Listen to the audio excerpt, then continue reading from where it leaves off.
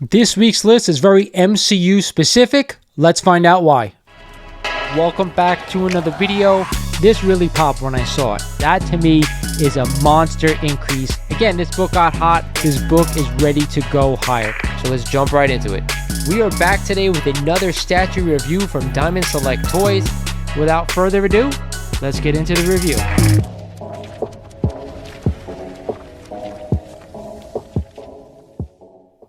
Boom! What is going on, YouTube? This is Lawrence over at Mighty Comics and Collectibles, and I want to thank you guys for joining me for another video here on the channel. Today, of course, is our Hot 10 breakdown of the week, and if you guys aren't familiar with this one, I take the 10 hottest comics according to the Key Collector app, and I break them down for you guys, letting you know which I'm buying, and of course, which I'm staying away from. But before we get started in the video, like always, I want to remind you guys, if you're not a current sub of the channel, do yourself a favor, hit that sub button. I want you to do me a huge favor and hit that like button, because it does help the channel out. And of course, if you're not following me on Instagram or on Twitter, you guys are definitely missing out. Click those links below. With that said, let's get into this week's breakdown. Starting off the list at number 10 this week is another Golden Record reprint. It is a copy of Fantastic Four #1, the GRR, and the first reprint of Fantastic Four #1 sold with a vinyl record narration of the story text. And we just had a CGC 7.0 just sell for a whopping $900, up 26% over that average. We also had a CGC 1.8 sale of $290, which is the first known sale in this grade ever recorded by the Key Collector app.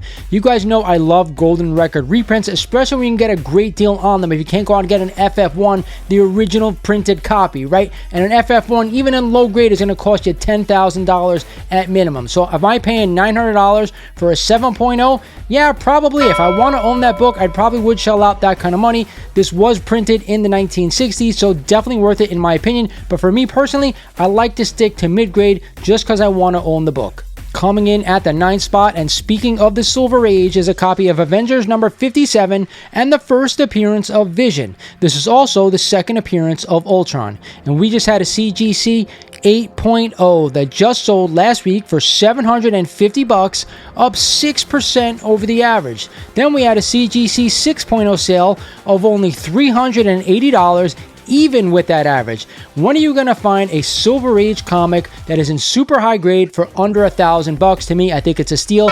I know it's not a major character when we're talking about Vision, but there are rumors out there that he's definitely coming back to the MCU. A nice, affordable Silver Age key. I am a buyer in any grade you want to own. Dropping to number 8 this week are the Robots in Disguise. That's right, it is a copy of Transformers #1 and the first appearance of the Autobots and the Decepticons. And we just had a CGC 9.8 that sold last week for $1,500, up another 6% over the average. You guys know I'm a big Transformers fan, but all these nostalgia keys, these Copper Age keys, I really don't want to pay up for them. $1,500 is a lot of money in my opinion. I'd rather put it towards a better key. That is just my opinion. But hey, if you want to own a copy of this book for $100 to $200, I'm all for it. Just own it, just because you're an 80s kid like me. Holy moly, at the 7th spot, we have a new book to this list. It is a copy of Marvel Premiere number 15 and the first appearance of Iron Fist.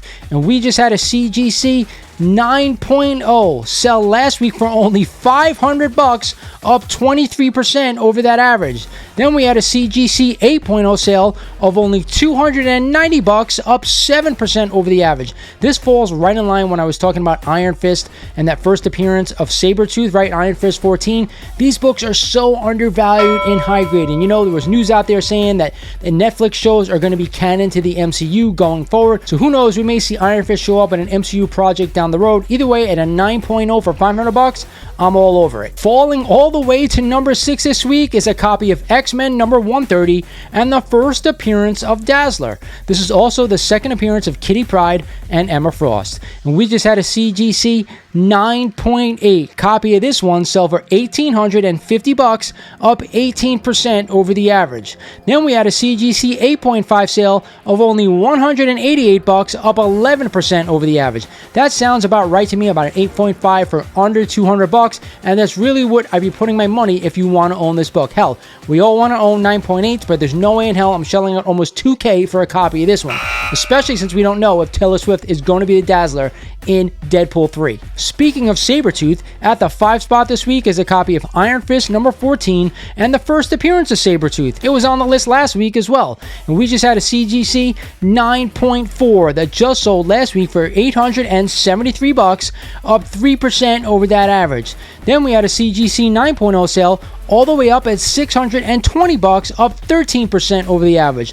Looks like someone took my advice last week where a 9.0 sold the prior week for only $500. So yes, $630 up from last week. Guess what? I'm still a buyer of this book. It has a ways to go before I am not, but either way, that's an awesome key I definitely want to own that I think is undervalued. At number 4 on this list is The Book That Will Not Die. It is a copy of Amazing Spider-Man number 210 and the first appearance of Madam Web. And we just had a CGC 9.8 that sold last week for $800, up 5% over the average. Then we had a CGC 9.0 sale of only $190, up 29% over the average. What does that 29% tell you? That people are buying the lower grades, even though I know 9.8 is still a high grade copy of this book, but more people can afford the lower grades than the 9.8s. Either way, I don't really want to own this book unless it's around $50 to $75.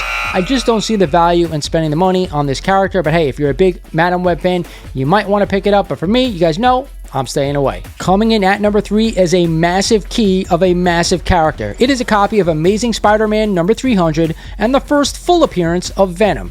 And we just had a CGC 9.4 that just sold last week for $937, up 29% over the average. Then we had a CGC 9.2 sale of $650, up 8% over the average. I'm going to tell you something about this book. All these books in a 9.8 that were on that reholder scam list, they have me really wary right now, so I'm not really going out and buying them or recommending them. However, I will say this.